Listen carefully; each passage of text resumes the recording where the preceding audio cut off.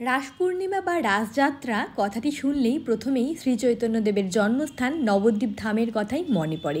রাস পূর্ণিমা যদিও আরও বেশ কয়েকটি শহরে হয়, তবে আমার কাছে আমার শহর নবদ্বীপের রাস পূর্ণিমাই শ্রেষ্ঠ। নবদ্বীপের শ্রেষ্ঠ উৎসব হচ্ছে এই রাস পূর্ণিমা বা রাসযাত্রা। প্রতি বছরের মতন এবছরও আপনাদের জন্য নবদ্বীপ রাস পরিক্রমা নিয়ে চলে এসেছি, যেখানে আপনারা দেখে নেবেন বিভিন্ন মণ্ডপের ভিন্ন স্বাদের বেশ কিছু দেবদেবীর মূর্তি। রাস উৎসব বলতে আমরা রাধা কৃষ্ণের রাসলীলাকে বুঝলেও নবদ্বীপের রাস কিন্তু সম্পূর্ণ অন্যরকম। এটি শাক্ত ও বৈষ্ণবের মিলনস্থল। এখানে বিভিন্ন মণ্ডপে আপনারা দেখবেন বিভিন্ন দেবদেবীর মূর্তি।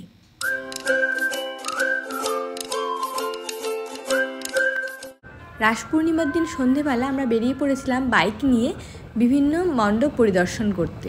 আর প্রথমেই চলে এসেছিলাম নবদ্বীপ ঢোকার ঠিক আগেই শ্রীরামপুরে এই অসাধারণ বিষ্ণুপুরের টেরাকোটার একটা মণ্ডপে, টেরাকোটার ডিজাইন যেখানে ফুটিয়ে তোলা হয়েছে অসম্ভব দক্ষতার সঙ্গে। পুরো মণ্ডপটায় আমরা দেখতে পাচ্ছি বেতের কাজ, বেতের ঝুড়ি থেকে শুরু করে কুলো সব কিছুই এখানে রয়েছে। আর যেটা এর বৈশিষ্ট্য, মেন স্পেশালিটি হচ্ছে পুরো মণ্ডপটা জুড়ে বিষ্ণুপুরের টেরাকোটার একটা ওয়ার্ক আমরা দেখতে পাচ্ছি। বিষ্ণুপুরের গ্রাম বাংলার একটা ছোঁয়া এবং সেখানকার কালচার এখানে ফুটিয়ে তোলার চেষ্টা করা হয়েছে। সব মিলিয়ে খুবই সুন্দর হয়েছে এই প্যান্ডেলটা।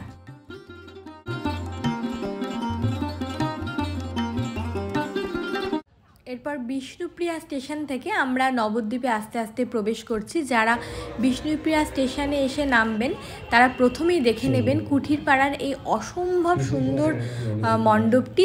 এখানে কিন্তু প্রতি বছরই কোনো না কোনো থিমের ওপর প্যান্ডেল হয়। আগের বছর বাহুবলীর একটা থিমের ওপর এই মণ্ডপটা করা হয়েছিল। আজকে কিন্তু একদম অন্যরকম একটা থিম, রাজস্থানের রাজপ্রাসাদের একটা থিম এখানে করা রয়েছে। এখানে আমরা ঢুকতেই দেখতে পেয়েছিলাম উট দাঁড়িয়ে রয়েছে, তো ভীষণ সুন্দর লাগলো দেখতে। এই থিমটাও কিন্তু বেশ সুন্দর।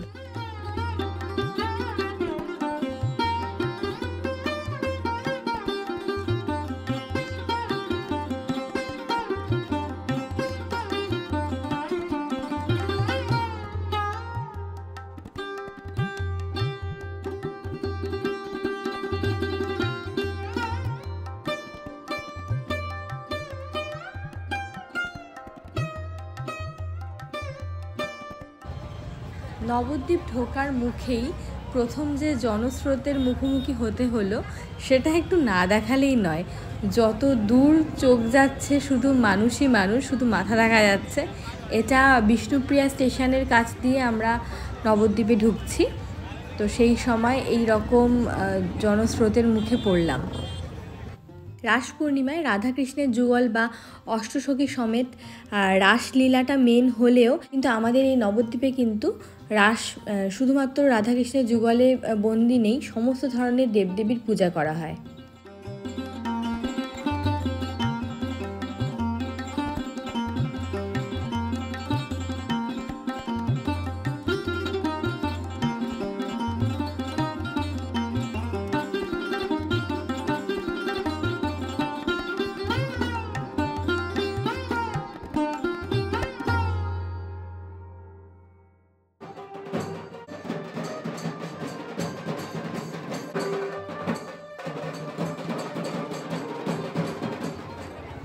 এটি হচ্ছে নবদ্বীপের যে মেন সেন্টার পোড়ামাতলার পূজা। তো এই প্রসঙ্গে একটা কথা বলে রাখা ভালো যে রাসের দিন সন্ধেবেলা যদি কেউ রাস উৎসব দেখতে আসেন, কোনোভাবেই কিন্তু কোনো টোটো বা গাড়ি ভেতরে ঢুকবে না, ইভেন বাইকও কিন্তু আটকে দেয় এই সমস্ত এলাকাগুলোতে আসার জন্য। যে মেন যে জায়গাগুলো সেগুলোতে আসার জন্য কিন্তু একমাত্র পায়ে হেঁটে আসাটাই একমাত্র সম্বল। একটা নির্দিষ্ট জায়গা পর্যন্ত টোটো অ্যালাউ করবে, তারপর আপনাকে সেখান থেকে নেমে গিয়ে পুরো জায়গাটা ঘুরে আবার টোটো করে ফিরে আসতে হবে স্টেশনে। আমরা এখন রয়েছি নবদ্বীপের প্রাচীন জাগ্রত মাতার সামনে, গৌরাঙ্গিনী মাতা। তো আরণের দিন দুপুরবেলা মাকে কিন্তু কাঁধে করে নিয়ে বের করানো হয়। মা কিন্তু আরণের যে চাকাওয়ালা যে গাড়ি তার মধ্যে ওঠেন না।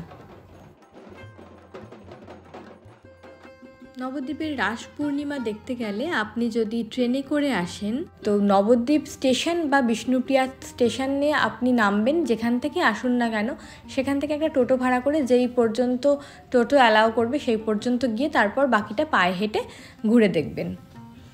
আর নবদ্বীপের অলিতে গলিতে এত ঠাকুর হয় যে পায়ে হেঁটে দেখতে কিন্তু একদম বোর হবেন না।